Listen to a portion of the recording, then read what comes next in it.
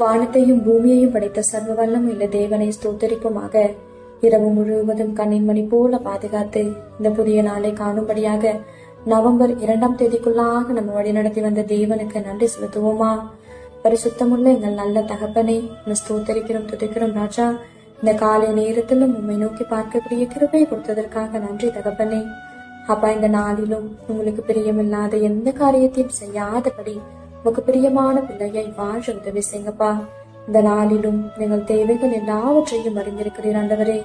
அதன்படி எங்கள் தேவைகளை சந்தித்து நாங்கள் சோர்ந்து போகாதபடி உடைய வார்த்தை கொண்டு எங்களை பலப்படுத்துவீராக ஆண்டவரே. இந்த நாளிலும் நாங்கள் எந்த காரியத்திற்காகவும் பெருமை காட்டிக் கொள்ளாதபடி எங்களை தாழ்மையின் பாதையில வழி நடத்துங்க ஏசப்பா.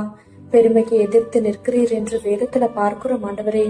அப்பா, இங்க நாங்க பெருமை காட்டிக் கொள்ற அளவுக்கு எங்களால எதுவுமே இல்ல ராஜா, எல்லாமே நீங்க கொடுத்ததுப்பா.